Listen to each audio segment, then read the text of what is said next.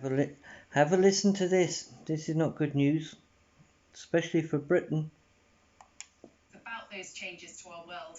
We're going to start here in the UK, where we have a clearer picture of just how quickly the climate is warming. The Met Office says the country is already experiencing extreme weather because of climate change, and we could regularly see summer temperatures above 40 degrees Celsius, even if global heating is limited to an average of 1.5 degrees. There's clear evidence the UK is quickly getting hotter, wetter, and sunnier. Let's have a look. Now, last year was the third hottest since records began. 10 of the warmest years have all come since 2002, and the last 30 years have been 0.9 degrees warmer than the preceding 30, a trend evident across all months and all parts of the UK. But the greatest warming has been across the East Midlands and East Anglia, where average annual temperatures have increased by more than 1 degree Celsius. That's in line with projections showing greater warming in the south of England. Now, the areas with the least warming are around western coastal fringes and parts of Northern Ireland and Scotland. Rainfall, though, has increased as well. Over the last 3 decades, the UK has been 6% wetter on average than the 3 decades before. And 6 of the 10 wettest years have occurred since 1998. 2020 was the 5th wettest on record. Our climate correspondent, Hannah Thomas-Peter, reports.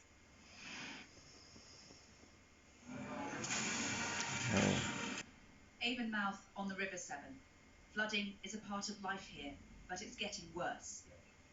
That's why the government's chosen this place to announce how it's going to spend billions of pounds on flood protection schemes across the country. This is to better protect our homes, our communities, our businesses, and make us more resilient to climate change. We know we're going to get more extreme weather events. We need to be prepared for them. Despite the influx of cash, eventually hard decisions will have to be made about who and what is protected from the rising water. Roughly 1 in every 5 households is at risk of flooding. There may come a time in the future where, as part of that building back better, we need to consider whether we move to better places where the risk of flooding is reduced. Global warming is reshaping our world in other ways too. In terms of sheer destructive power, rain and flooding often grabs the headlines in the UK, but climate change is also driving up our temperatures. At the Met Office headquarters in Exeter, they've been tracking some worrying patterns. This is where approaching the reach ranges. Senior climate scientist Mike Kendon has just written a report revealing that 2020 was the first year since records began to rank in the top 10 for heat, rainfall and sunshine. Climate change isn't just something that's going to happen in the future. Climate change is something that is happening now. We see that very clearly in our observations. As a scientist, I'm worried at looking at these observations. I'm a dad. I worry about the future for my children. The Royal Meteorological Society has warned that even a small increase in global warming could mean British summertime temperatures reaching 40 degrees. In this country, the race to adapt to the effects of climate change has only just begun. Hannah Thomas-Peter, Sky News, Avonmouth. Well, there's also a warning. The Arctic is warming 3 times faster than anywhere else on Earth, making it ground zero for the climate crisis. Scientists say the area is experiencing never-before events that threaten us all, because what happens in the Arctic drives climate change around the world. Let's take a closer look at the figures. Average temperatures in the Arctic have increased by 0.81 degrees per decade over the last 30 years, more than 3 times the global average, which is 0.23 degrees Celsius. There's also concerns that sea level rises created by melting ice sheets in the region would dwarf any previous warnings. The Greenland ice sheet alone, for instance, could raise global sea levels by 7.5 metres.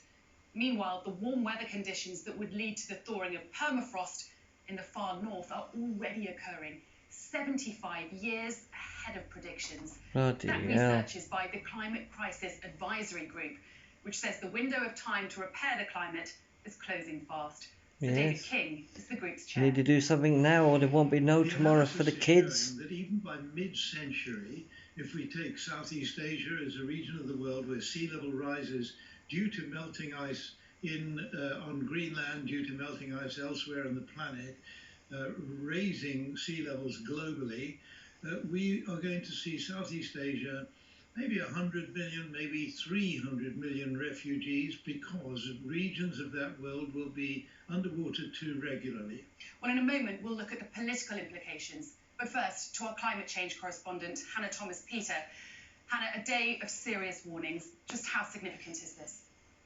I think what you're seeing from the scientific community is that we are increasingly stepping towards the unknown, and there is a sense of panic about that because it's hard to control outcomes that you can't model or predict. Particularly on the UK side, we've had this very serious report from the Met Office saying that climate change is already here and impacting the United Kingdom, particularly when it comes to extreme rainfall and extreme heat, and that more is much likely to come. And experts have already said today that they're not sure that our critical infrastructure, our roads, our bridges, our rail lines, our hospitals and so on, are built to withstand what is to come. And then more globally, of course, we've had this very serious report from Sir David King, former Chief Scientific Advisor to the government, and he has said very clearly that the Arctic is in real trouble, is warming, and the ice is melting much faster than was predicted, and that can in turn mess with all kinds of systems that are supposed to regulate the planet, like, for example, the jet stream, trapping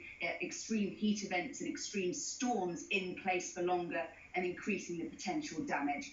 The scientific community is stepping up its urgency, stepping up its calls for action, and just hoping that the politicians and world leaders will listen. They won't. Hannah, thank you. Appreciate your analysis.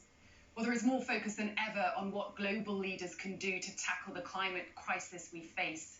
The United States Special Presidential Envoy for Climate is in London and spoke with former UK Prime Minister Tony Blair a little earlier. Glasgow is the last best hope to avoid the worst consequences and to avoid the planet changing in ways that are even hard to predict. I mean, as the Himalayas glaciers are melting, Arctic is melting 4 times faster than it was 10 years ago and more than anywhere else. The greatest warming on the planet is in the Arctic. When the scientists and the experts are telling you these are the consequences if you don't do X, Y, or Z, the sort of rule of prudence governs the notion that you ought to be ahead of the curve on those things. Well, let's cross now to our chief political correspondent, John Craig. John? You know what it is? We're fucked. Because greed is ruling the planet. Greed. These big companies, these big countries will not do jack shit.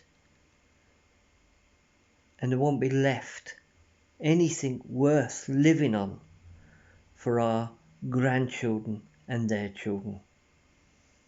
So they need to pull their fingers out of their arses, their out of touch arses, and get it done. Simple.